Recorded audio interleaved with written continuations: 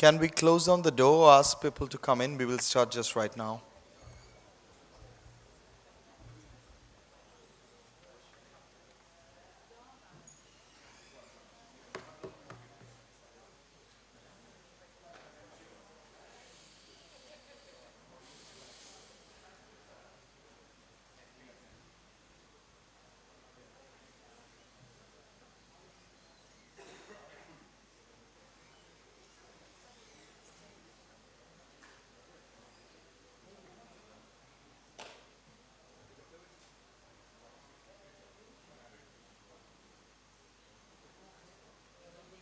নিশুক দরজাটা লক করে দাও।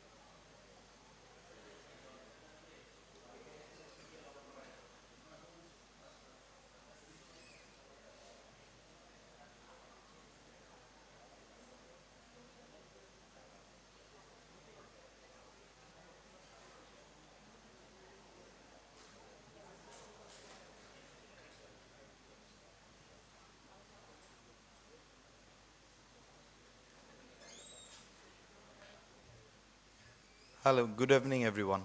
Um, I met he was in my team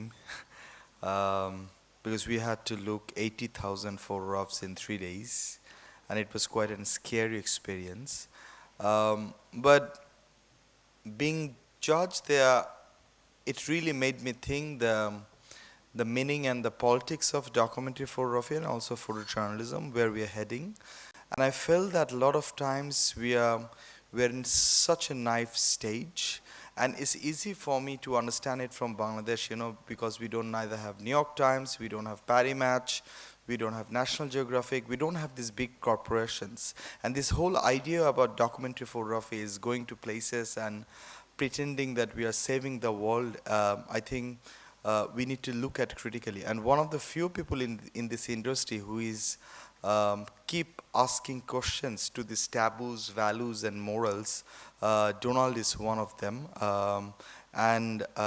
I think we really need to look at ourselves critically and push our limits in every way. It's not only about producing interesting work, but it's also about who is commissioning our work, where it's heading, how it's printing, what kind of text people are putting with our work, and at the end, if that is going to really help or make any change to the people we have documented. Anyway, I think Donald can go a little bit more deep and talk more frankly, as we don't need to have to impress anyone here. So anyway, Donald, welcome.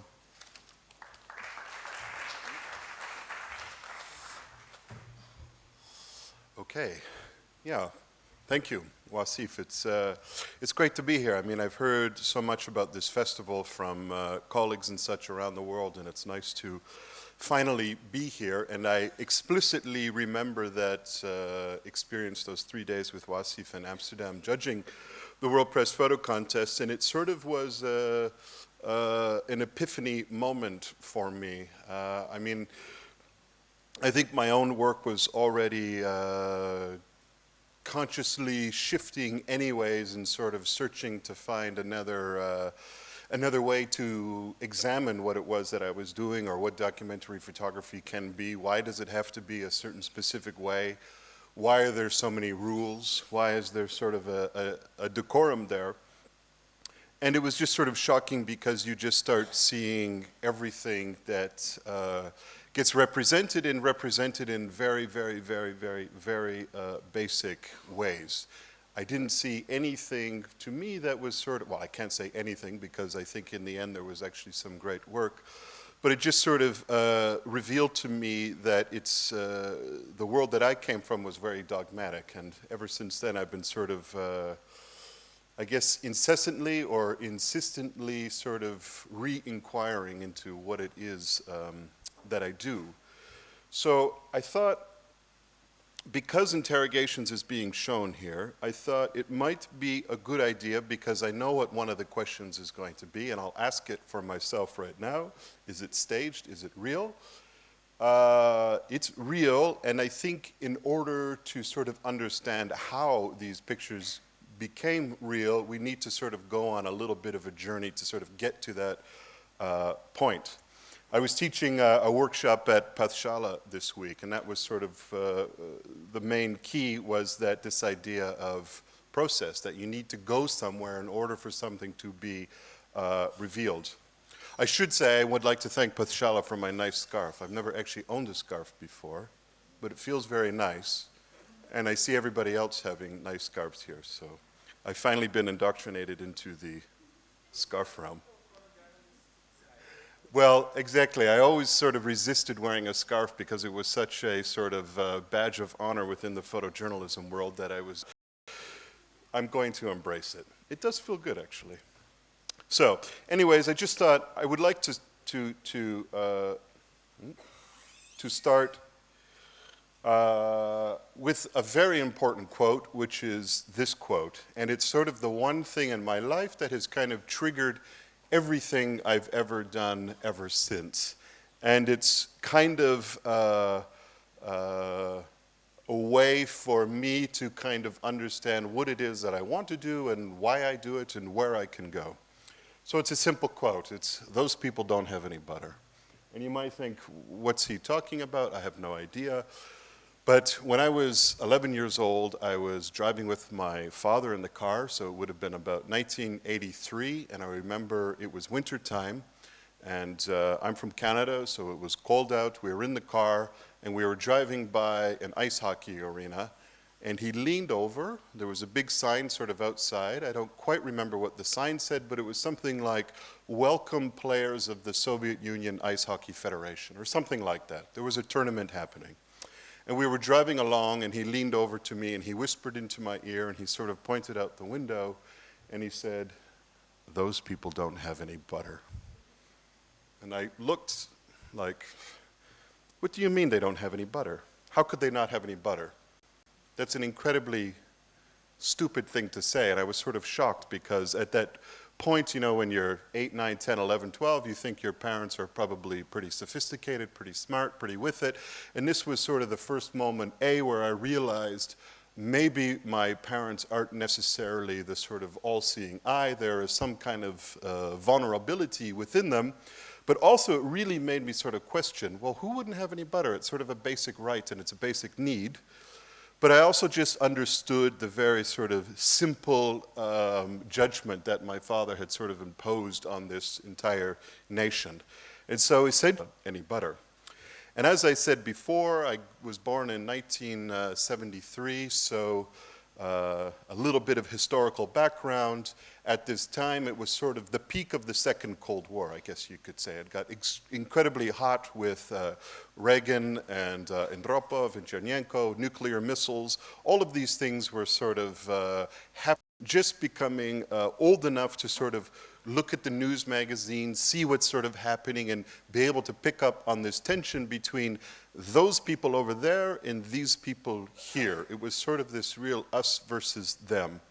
And also at that time, there was a real sort of fear of World War III. I guess the last time it would have been the Cuban Missile Crisis, but then in the early 80s, there was another sort of very significant crisis, and I was convinced that I was going to die in a nuclear disaster of some sort. And I really had that sort of anxious fear.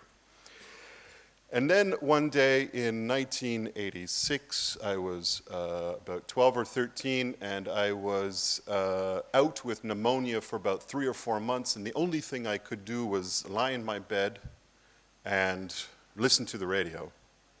And I remember it was May 4th, 1986, and a report came over the radio that a nuclear disaster had happened in this place called Chernobyl in Soviet Ukraine. And that was the moment when I went to my mother and I said, "I told you we were going to die in some kind of nuclear catastrophe, and it's coming." And so these are sort of two very kind of prominent moments that have seared into my brain that have kind of infused with me this quest to kind of go somewhere. And so also at that time, well, no pun intended, but also at that time there was lots of news magazines around. My family subscribed to these, and anytime anything ever came in doing with Eastern Europe or the Soviet Union or communism in general, I would sort of seize upon it and read and, well, actually not read, but mostly look at pictures. And also during this time, there was a solidarity movement from Poland. I remember this red and white logo so vividly. Of course, in '89, the Berlin Wall fell down. I remember, well, it didn't fall down, it was toppled. But I remember watching on December 24th, 1989, the Ceausescu's, Nicolae and Elena, the leaders of Romania. I watched it live when they were marched out and then executed on television. I was 15 or 16 at that time. In 1991, the sort of last gasps of the Soviet Union with Boris Yeltsin standing on a tank out front of the White House, the State Duma in Moscow. So all of this was incredibly sort of infusing inside of me. This amazing sort of 10-year period of history where in 1981, 82, 83, the Soviet Union is never going to die, and within less than 10 years it's sort of extinguished. So almost every week there was something sort of major that was happening. And then another sort of significant moment in my life came. I saw this magazine, it's called American Photo. I was, I guess, about 17 years old, and I bought it. And because on the cover, it was this issue dedicated to photojournalism, and I'd never heard that word, photojournalism.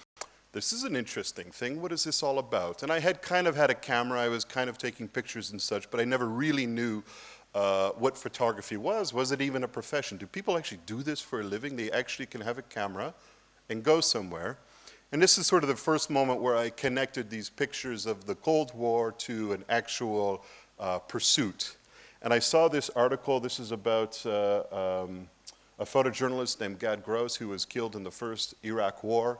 But I remember seeing that photograph, and I just sort of fell in love with the idea of being a photojournalist, which is being in a foreign land, wearing a leather jacket, being somewhat sort of romantic and dashing, and sort of having these escapades and adventures. That sort of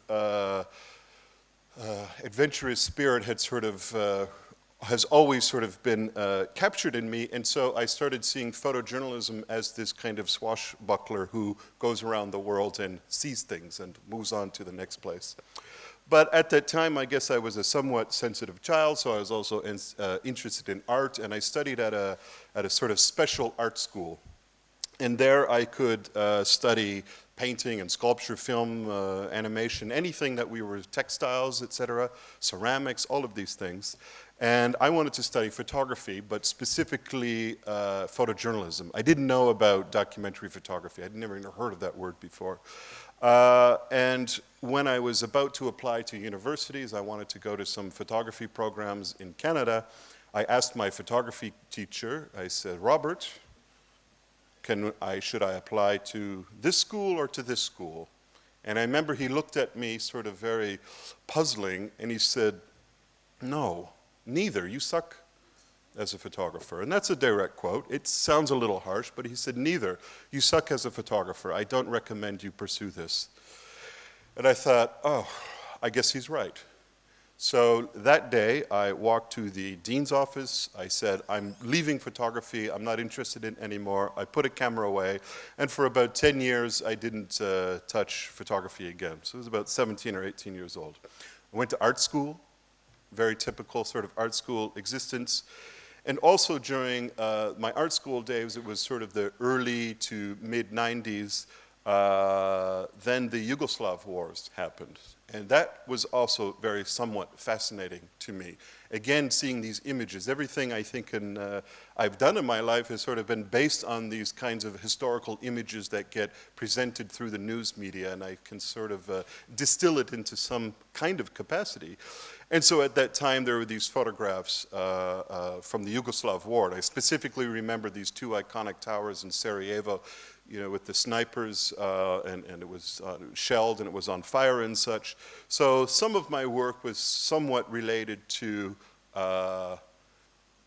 trying, I guess, to be a photojournalist, but since I'm not very good at it, I guess I can maybe go about it in some other capacity. But from there, I ended up actually working in architecture. So in '96, I moved immediately to Rotterdam, the Netherlands, and I got a job with an architect named Ram Koolhaus for a few years. And these are just a couple of the very, very, few couple slides of some of the projects that I was working on with him. One of our projects was to recreate Schiphol Airport, to make it sort of one of the busiest airports. Our plan was to put it on an island. It's not going to happen. We designed the world's largest skyscraper called the Hyper Building. I was 24 years old. I remember when I was working on this project in Bangkok, and it was a mile high, and I remember thinking, this is absolute lunacy. It's an incredible project, but this is the stupidest thing I think I've ever participated in. Because I looked around me, there was 3 or 4 of us working on this project, and the oldest was 25 years old, and I thought, this is I don't want to be responsible for housing 1 million people at 24 years old. I think it's ridiculous. And so I sort of started getting somewhat tired of this profession of architecture. I'd still sort of love the idea of thinking about and designing and participating in an urban environment, but the act of architecture, it really left me. And one thing I remember was the feeling that I had when I had a camera. And so while I was working in Europe and the Netherlands, I bought myself a camera, and I remember picking it up and having this sort of deep connection to it. So eventually I quit in the early 2000s or so. I sort of studied again. I worked at a newspaper. I worked at a newspaper called the Toronto Sun, which is a tabloid. It would be like no different than the Sun from the UK. Topless girls, sports, car crashes, accidents, murder scenes, all that stuff. I did that for a couple of years. But then I sort of suddenly remembered this thirst for a certain part of the world, which is the former Soviet Union, Eastern Europe and such. And in December of 2004, I remember seeing the pictures of this man who was the president of Ukraine, and he was poisoned by the, well, is this recorded? By a certain state that's very large, causing a lot of problems right now.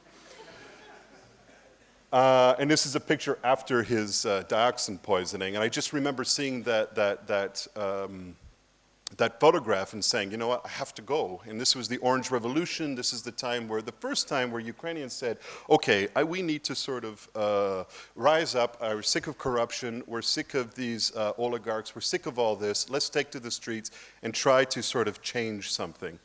So I went. Here's, people cheering, waving flags, and all that kind of stuff happening. But I immediately knew that this is not for me. I don't like these pictures. I think they're useless. They're not saying anything other than what happened precisely at that time. And while I was photographing the rallies in the middle of the square in Kiev in the winter of 2004, I was trying to take a picture, and my camera kept getting hit. Everybody was cheering, knocking the camera into my face. And his hand sort of reaches over me and grabs me and sort of pulls me aside and shoves me into this little pocket, this little window. And I look at him and I said, what are you doing? He's like, I try to get you a better picture. I thought, oh, thank you very much.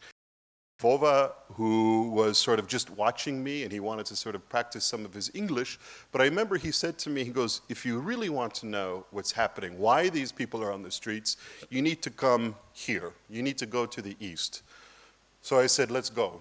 Let's take the train. Let's go now. We'll just go tonight. And he said, okay, no problem. Knowing that this wasn't an appropriate response. So I went east. And then for the next, well, frankly, I'm still there, but essentially for the next 8 years, I lived in this area where the arrow is pointing at. And so on that very first trip, these are a couple of pictures from that very first trip, he sort of brought me into this world of corruption, of powerlessness, of people who were sort of exploited and sort of crushed by this large authority above them. And also on that first trip, I met this guy with the pistol, a man named, well, I'm not to say his name, so I will call him Oleg, a man named Oleg who said, If you really want to see Ukraine, you come with me. And he was a policeman, just your regular beat cop, and his job was to essentially police a neighborhood, specifically vice, prostitution, and underage crime. And we developed a relationship, and he showed me sort of his world, a world that I had never seen and never thought, well, surely I knew it existed, but it's not something I had sort of come from. And so I finally got to fulfill my fantasies of being the romantic photojournalist, with getting dirty and having my camera in foreign places and meeting strange things and events and such that were happening. But I think also at the same time sort of understanding that maybe this isn't quite the way that this project needs to go, or I need to say something, but what is it that I say? How do I say it? Where do I go? And so through that sort of multiple year journey, I knew I was sort of going to a place of clarity, but not quite sure what that clarity was. But the only way I could get through clarity was to actually sort of photograph, to take pictures, to go through it, to sort of sure live out some kind of cliched romantic fantasy, but at the same time sort of. So all of these pictures were building up over numerous years, and every time I was sort of working on this project, it got a little bit more refined. I sort of tried to, or not tried to, I started to figure out what it was that I wanted to say, which eventually led me to this, which is a project, Interrogations, which as you see, it's exhibited here. But there's a small other part of Interrogations that's in the book, but it's never really exhibited. It's a section called Prologue, which I thought was very kind of important to have within the book, which is sort of a scene setter.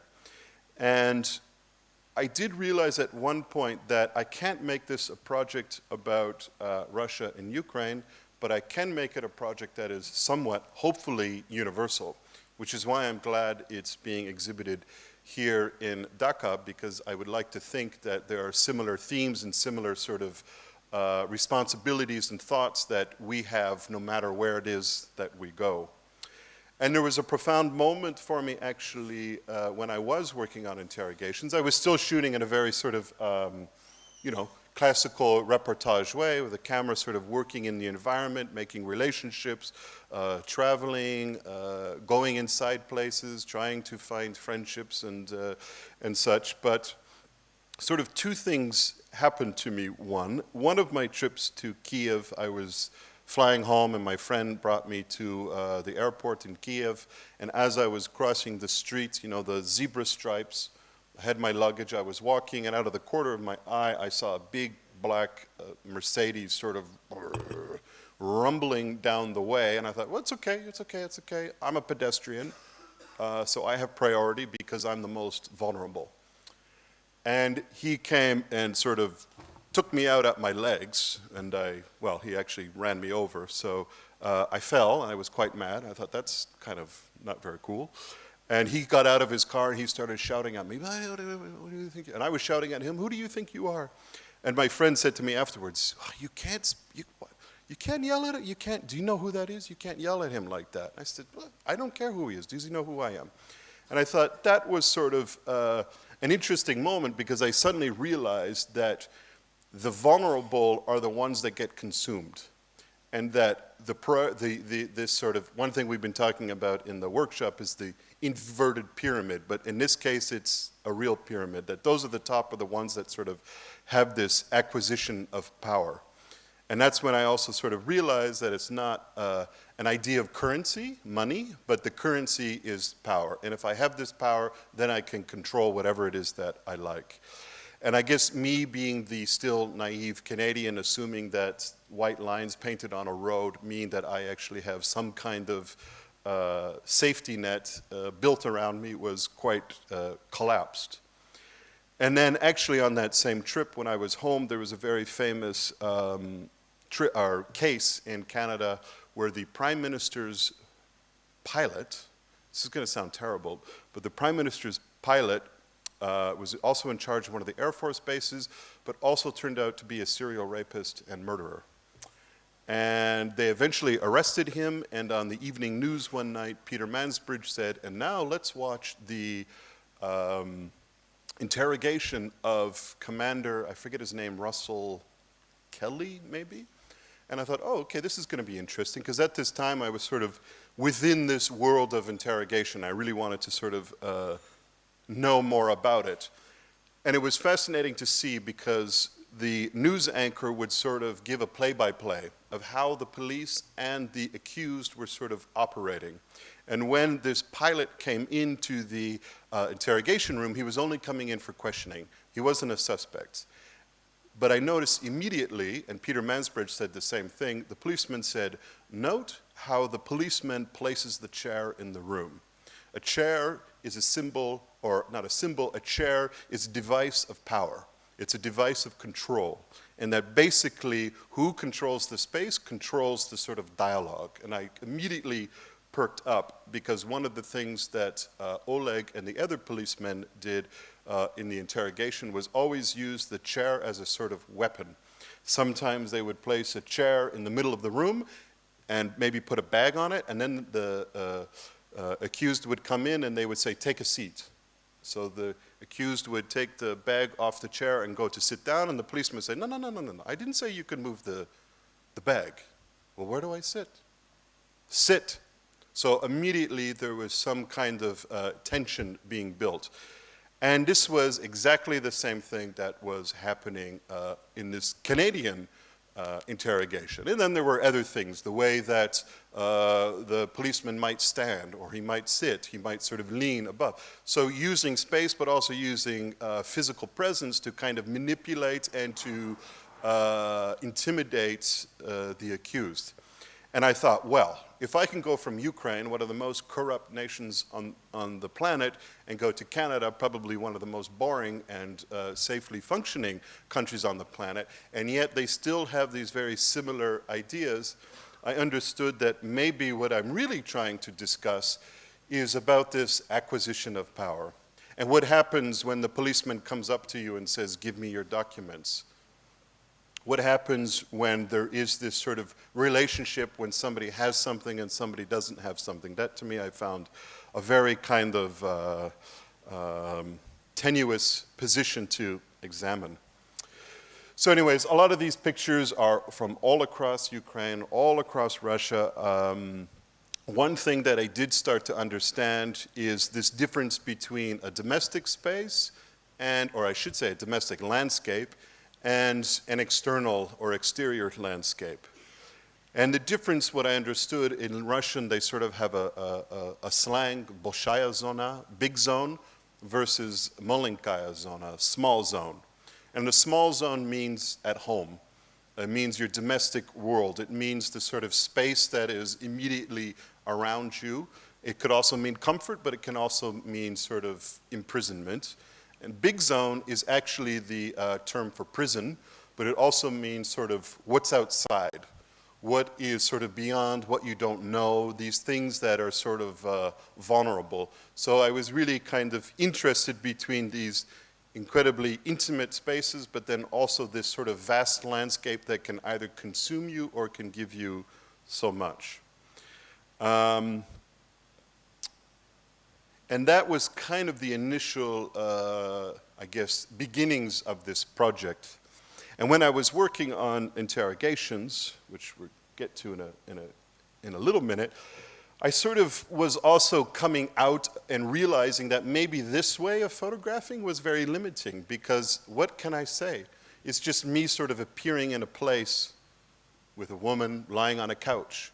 But how can I sort of communicate beyond? What are sort of a more impactful way of using photography to communicate sort of more complex issues rather than woman lying on a couch, for example? And so what I started to realize with interrogations, and why the name Interrogations sort of came to be, is that I understood I really need to sort of not just examine interrogations, but let's interrogate my process as a photographer itself. And I started to understand, mind you, it's been taking me months to sort of get to this level, but I began to understand that I am directly involved in everything and anything that I do as a photographer, which is, to most people here, you think, yeah, duh, but to documentary photographers or photojournalists, that is sort of an anathema, that we are a part of the scene, that no matter what I do, it gets sort of transformed. And that, in a way, was kind of liberating because I could sort of accept my relationship between a subject, between the people that were helping me, but then also understanding that you, as an audience, will also sort of interrogate the image as well. And I think it's Ariella Azoulay who talks about this sort of triangulation of the photographed, the photographer, and the beholder, that you can't have one without the other. It is sort of this pyramid or this continuous loop. And that to me was sort of a liberating moment because it suddenly meant that I could not act as a photographer, which is something I think maybe I'm coming around to a little bit more, but the idea that I could not take photographs. In other words, I just wanted to sort of be present and sort of be a part of the situation that was happening. That doesn't necessarily mean I'm saying, look here, do this, but I would just sort of be there. And it's all about, for me, it's about that kind of physical or mental and bodily transition into a certain situation or a zone. And so when I removed photographer Don and became person Don, I think things really revealed themselves because the subjects were sort of understanding of a relationship. I was understanding of a relationship, and I could sort of remove, I guess, a photographic layer. In other words, it was just sort of, here's what's happening. I am also here. You are also there, and then somebody will actually be, hopefully, looking. And then another interesting sort of development happened. So here's the book, comes in a slipcase. I always knew I wanted to work in books. I love the idea of books. I think books are a fantastic way to communicate. I know they're old and fussy and dusty and not modern or anything, but I still love the fact that there is a journey that you can go on that these pieces of paper can tell you. So the way that a book is structured, I think, is really important. So I knew that I wanted to tell this story specifically in book format.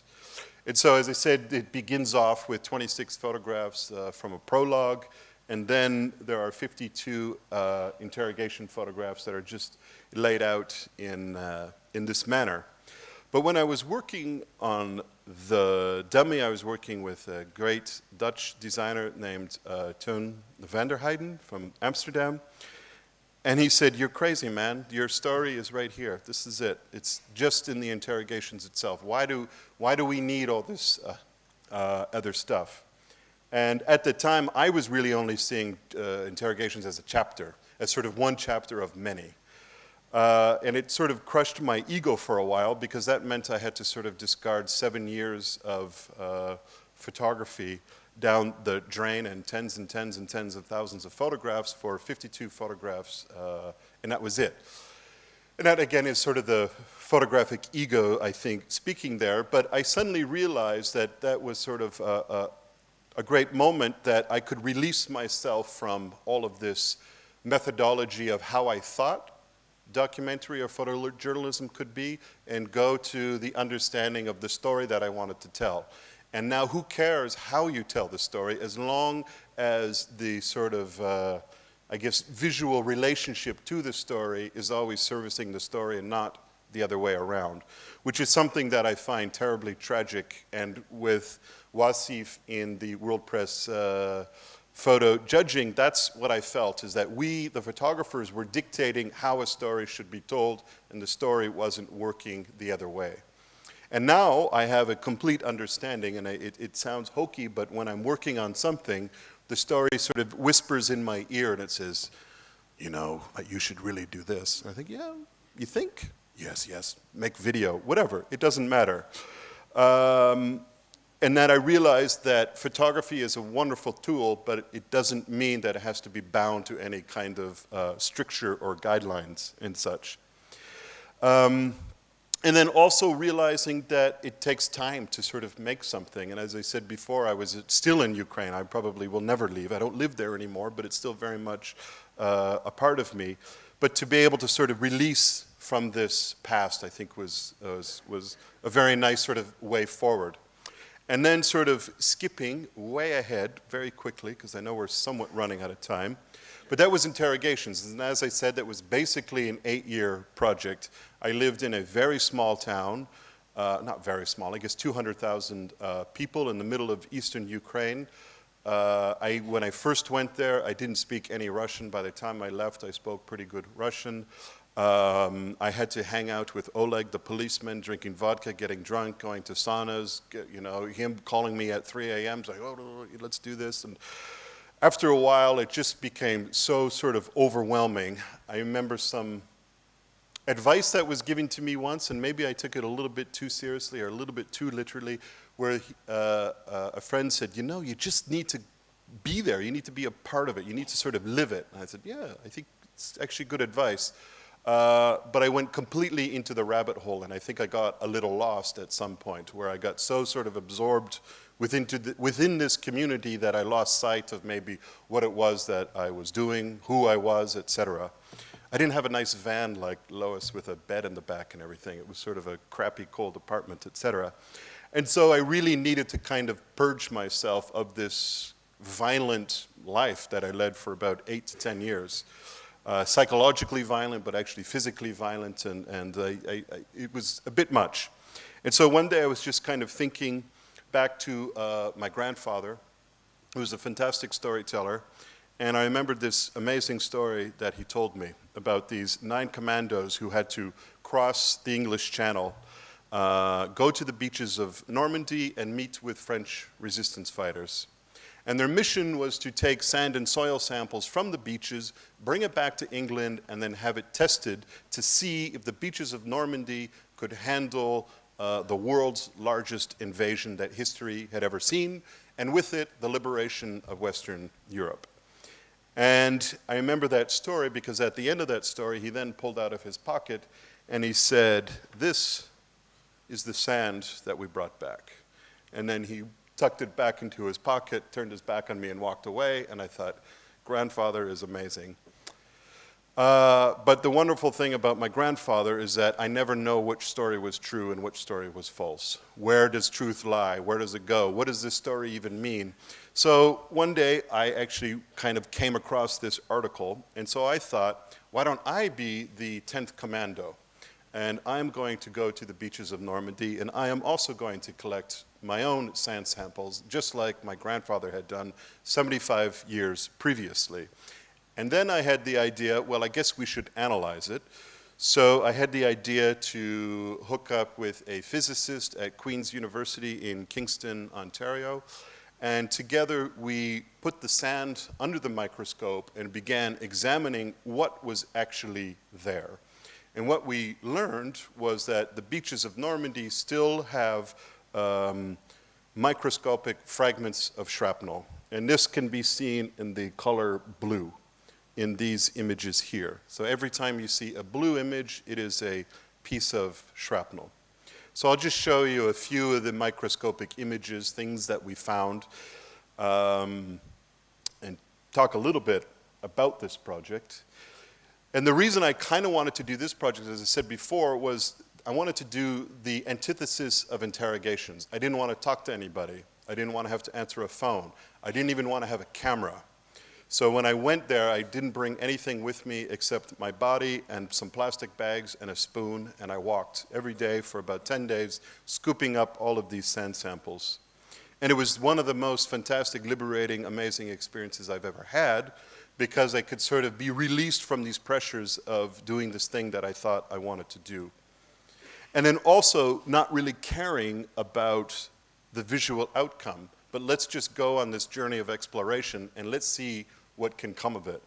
And so these are just, actually I'll go back here. I'd like to talk about this one because, so what you see in the background is actually a microscopic bit of shrapnel, and this sort of crashed spaceship on the planet Shrapnel is what they call a diatom. And a diatom is actually an organism. It's a natural organism that loves iron. And shrapnel is basically 100% iron. And what the diatom does is that it eats it and it consumes it. And as it consumes this iron, it sort of blossoms and it turns into plankton.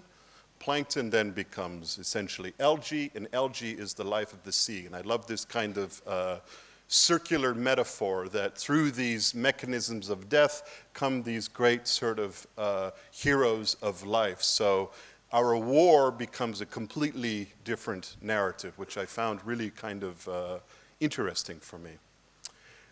And then what you see here on the left is a grain of sand. On the right is what they call a microspherule, which is a bit of steel or a bit of iron. And as it's in the hot molten blast of an artillery shell, it spins in the air. And as it spins, it becomes spherical, and it becomes a grain of sand.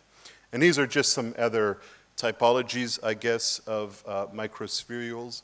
This is a microspherule that probably collided with another grain of sand or something, so the divot. This is a different kind of microscope. This is called an optical microscope, but also a microspherule, and you can see the scratches on it. And the scratches is, as it spins, the air is actually engraving itself into this microspherule, and then it crashes into the beach to become a bit of sand. And then one day, Kevin, the physicist, called me up, and he was panicking. He said, Don, this is amazing. Look at this picture. I said, that is amazing. I said, why is it purple and why is it green? I'm not going to go too much into colors, but the microscope assigns chemical elements specific colors. Blue, iron, yellow, silica, orange, potassium, etc. We'll get into that later. But this one came out purple and green. And what it is, as it turns out, Kevin was super excited because he called it cosmic space dust. This doesn't come from the Earth. It doesn't even come from our universe. It comes from somewhere else. And it's not 1,000,000 years old, 1,000,000,000 years old, but probably billions of years old. And this microscope was going bananas trying to sort of read this cosmic space dust. And that for me was kind of a great moment as well, because then suddenly the world, quite literally, I guess, opens up, because I realized, thinking back to my grandfather, well, how does sort of history reveal itself? What are these sort of different narratives that are told through our own existence? So I thought, maybe I'm onto something.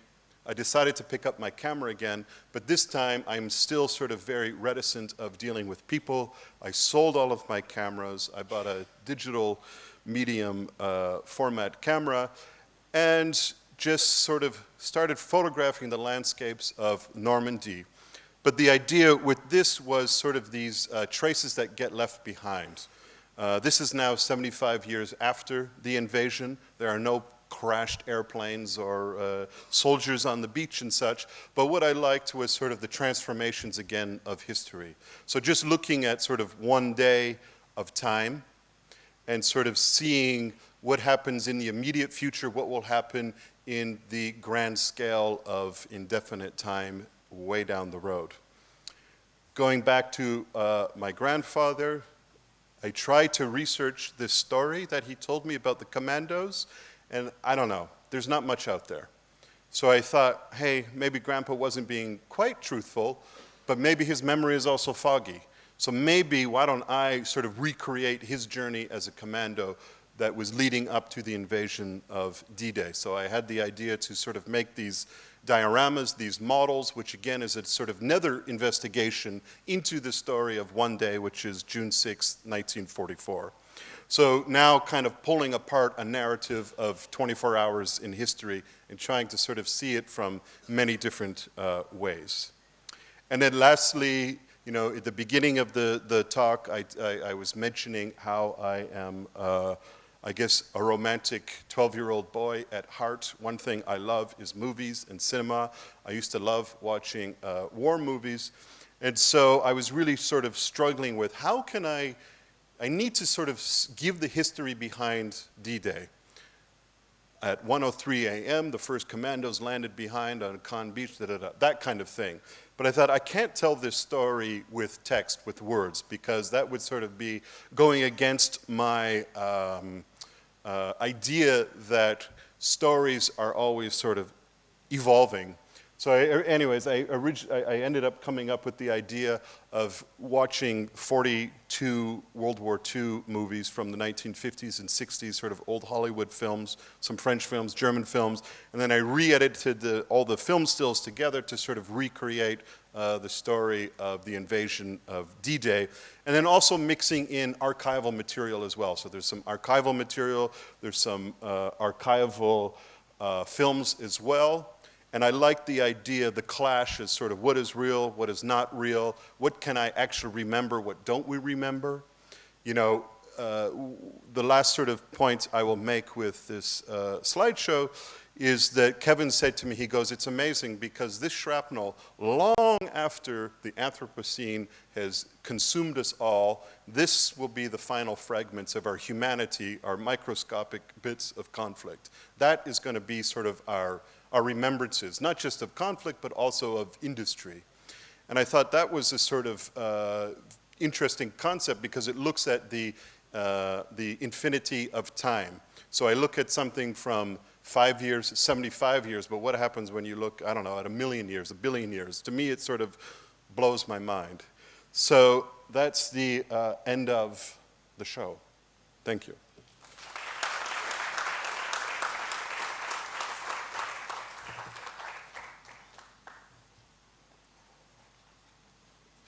Thank you so much, Donald. Does anybody have any questions?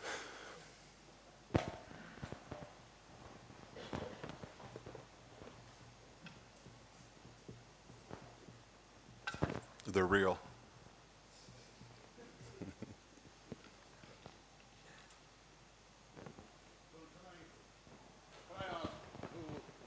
When you were sort of forming, sorry, this is Rupert. When you were forming your ideas about becoming a photographer, particularly in the second phase, if I can put it like that, were there any particular photographers whose work you so admired that you wanted to emulate? Mm-hmm. And can you tell us in what way you think you did follow in their footsteps and in what way you departed from them? Absolutely. Yeah, I think great question, because I think it's really important as a young photographer to sort of investigate, to seek, to find who inspires you. So for me, when I was working in architecture, there was a film festival on, and it was a Raymond Depardon film festival. I had no idea who this guy was, and I went in and I saw his films, and I was like, this is amazing. And also that sort of, you know, there was still that kind of romantic notion of photography with Depardon, but the fact that he was also so versatile, you know, he was covering news, he was covering conflict, but he was also very much an artist. There was a sentimentality to his work, which I really loved. So he was one, and the second one would be Luc Delahaye, of course, in 1990, called Winterreise, which I think had an immense, tremendous impact upon a certain generation of photographers of that time, Jonas Bendixen, myself, Rob Hornstra, etc. It was a lovely little book. It was about this big. I could put it in a pocket, put it in a bag, and wherever I would go, I would always have it, and I would look through it.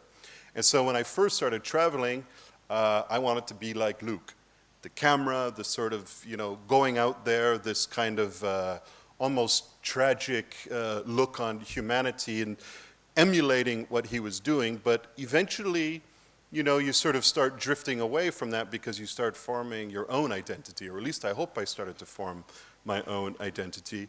And for me, it was really in the Interrogations images themselves where I really understood, you know, who I am as a photographer, what I want to say as a photographer, and how I want to go about doing that.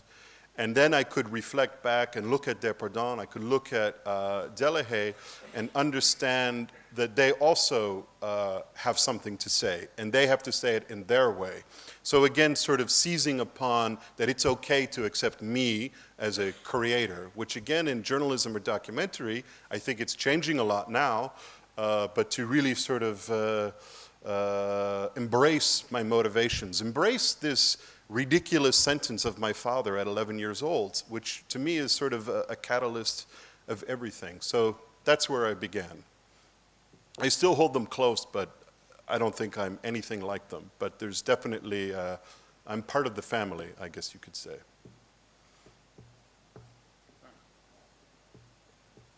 Anyone else? The back.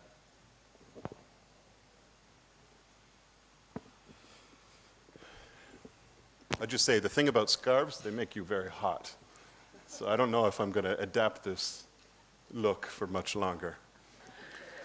Hey, Donald. I just wanted to ask you about some things that you spoke about. You said that, you know, when you were younger, you had these ideas of being romantic and dashing, having these escapades and adventures. You said a swashbuckler who goes around the world seeing things and sort of moves on to the next place.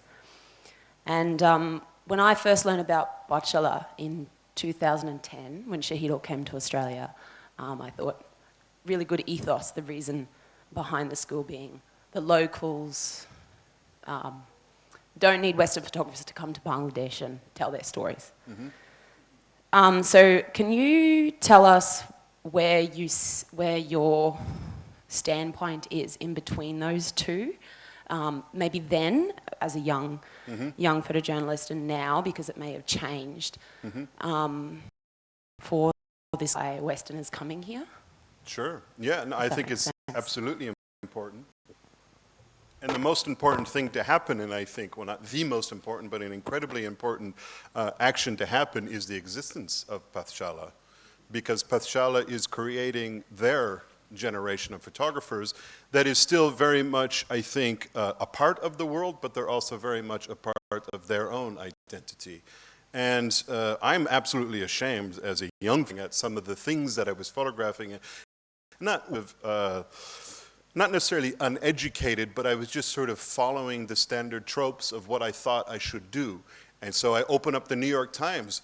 Oh, so I also need to have a guy throwing a fishing net in the water with a sunset behind me because that's what gets printed in the newspaper. I also need to sort of do this. I also need to sort of do this. And the problem that I find with photojournalism is that it is so stiflingly rule-bound that it is impossible to do anything outside of that, and it has determined not just a photographic culture, but it has actually determined your culture or this culture or that culture. Photography, I think, has become such an immense weapon of colonialization and deculturalization that the only thing that we can sort of do is to have places like Pathshala that exist within an organic approach of photography, but also being very much, I think, committed to the wider world as well. I think isolation is always a bad thing. So I like to think that now I have more sensitivity, but I've never really been to Asia, and I am blown away by Dhaka. I love all the colors and the things and the rickshaws, and I'm taking pictures here. Oh, look at the boats on the river, and it's silhouetted. Isn't it pretty?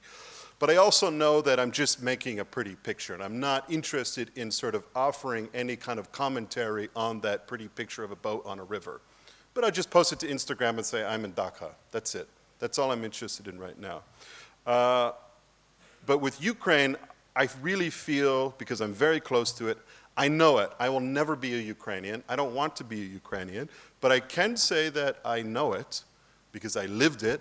I bled there. I drank there. I loved there. There was lots of things that happened. So I became a part of it. But I also realized it's not up to me to tell Ukraine's story, but I can tell my story in Ukraine.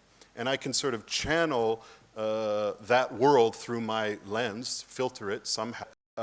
Foreign Affairs magazine, I read the New York Times, so I know it.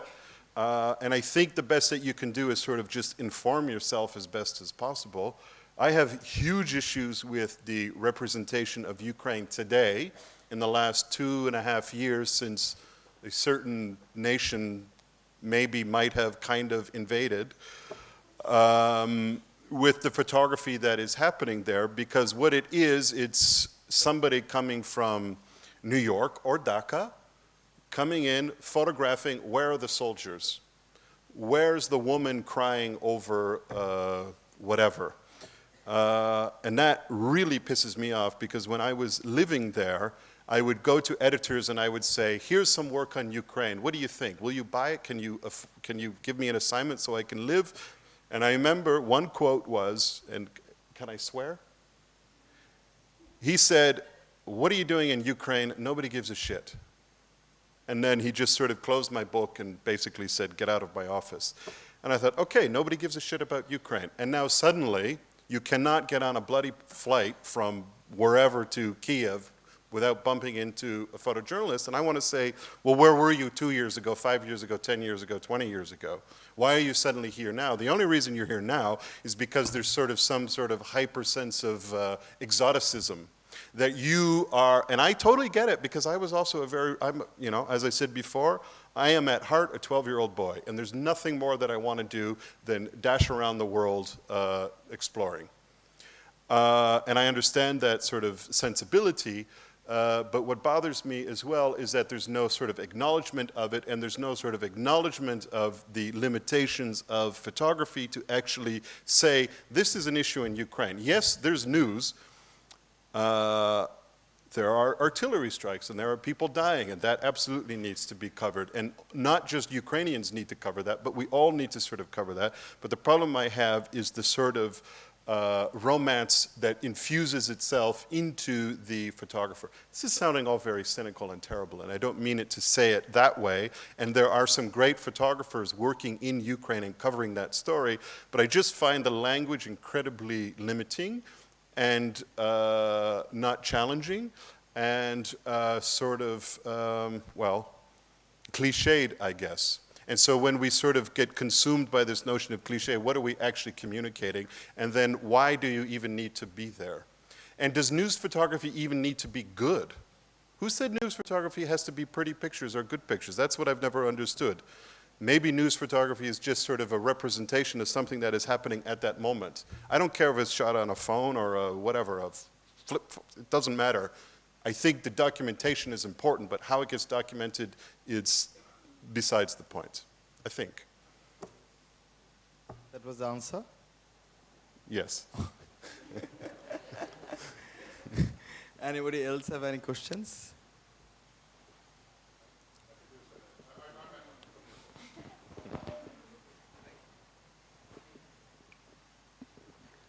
Donald, taking a cue from the Ukrainian story and how the editors should not be interested unless there's a crisis, there's a hyper-real event happening there.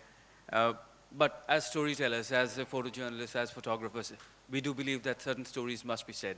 In today's world, given the kind of apathy that papers and magazines have, or a hackneyed perspective, I would like to understand from you, what strategies do you think we all should adopt to be able to communicate these stories and get them out much more strategically? Okay, well, first step, we need to get rid of capitalism. That would be step one, because capitalism is essentially what defines who you and I are today, right? It's an economic system. Photojournalism it's an economic system. It's a machine that is meant to make money.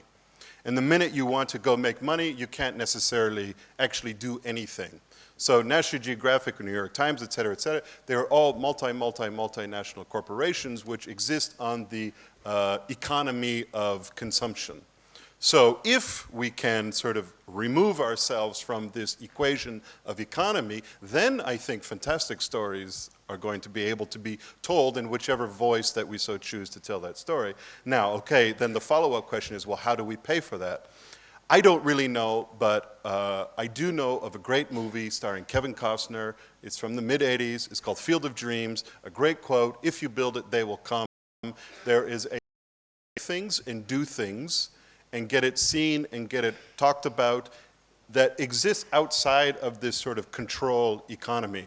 I see it actually quite happening very frequently now. Last year I was really shocked. I went to the World Press Awards days and watching all the winners up on the screen, and I noticed after a while two of the major funders of, I would say, 75% of all the award winners came from two places: New York Times, National Geographic.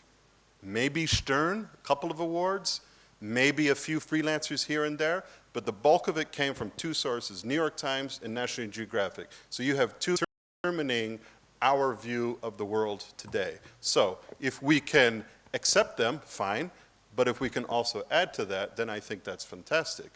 But the problem is that this is such an expensive world to exist in that how do we actually come up with funding and an economy? There are things starting to happen. Like Rupert was telling me last night about this organization called Byline, which I'm going to look into it. You can talk to him about it afterwards, but there are certainly, it's a magazine, it's called The Correspondent, it's an iPad app, and essentially it's crowdfunded, but they raised so much money that they've now been able to build a trust. And the trust is sort of accumulating a little bit of money. They have a small staff, it's tremendous, but that trust is sort of ways to do it. I think those guys maybe from Disturb, you know, it started with a bunch of guys making photocopies and pasting it up on a wall, and now they're in something like 1,500 schools curriculum. So there are curriculum programs that they have designed. Who says that we have to be in the New York Bloody Times every time? Well, I find it much more fascinating if I could get my work in front of a 12-year-old or a 16-year-old in high school who sort of looks at these pictures and we develop questions and commentary on them, and then, you know, who knows, 20 years from now they sort of have a different understanding of, I don't know, Bangladesh or something like that.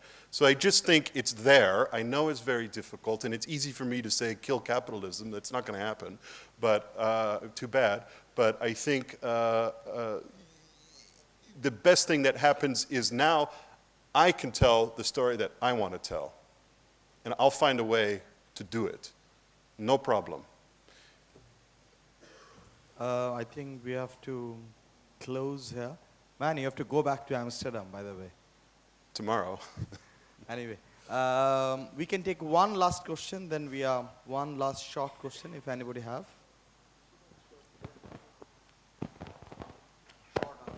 Okay. Donald, thank you for that. That was completely interesting. But there's one question you haven't answered. Or rather, one point let me make and see how you answer it. Up to now, we have, through capitalism, had a number of gatekeepers. We have been totally controlled by the gatekeepers, the news that we get. That has a number of advantages, as well as a number of disadvantages, which you've outlined very clearly. But the real advantage is that they enabled us to get really high-quality journalists and photographers in terms of the commentary, the political commentary, on our world. And I personally, in my development, have found that to be very valuable, and I picked out the commentators that I have responded to and that I guess correspond to my world, probably my world capitalist view. Mm-hmm. But those gatekeepers did have a real role, and they are disappearing very fast indeed. Mm-hmm. How do you envisage we as consumers, forget now us being photojournalists, how in the future, with no gatekeeper to give us, to erect the signs to what we might want to read, how are we going to find the news that we, the quality news that we want? Okay. I absolutely believe in gatekeepers because there still needs to be some kind of barometer of something, I guess. But for me, I can answer it very easily. So I heard this yesterday, and she confirmed this, but in 61 years of World Press Photo, only one person has been a majority world chairperson. Is that correct? So how can we sort of create and sustain some kind of economy of storytelling? Diversity. It's very simple. Why isn't Topu the editor of National Geographic? But if we have an economy of voices, then we have an economy of storytelling, right? We have different ways of seeing, and then we have different ways of communicating. Not to sort of tell him publicly how wonderful he is, but I don't know if Halal is in here, but to me he's one of my favorite photographers because he is so embracing of who he is as a photographer. He's from here, he's from Dhaka, he's this culture, but he also understands sort of the global politics of how things work, maybe, I'm assuming. Shala, I think, is in students graduate. The end. Discussion. Artist and moderated by Shohidul Alam. Then we have a presentation by Lazana Diarra, Bamako, the City of African Photography. Then we have an artist talk by Bruno Bojalal and the Blended Age talk by Paolo Palieri. See you tomorrow.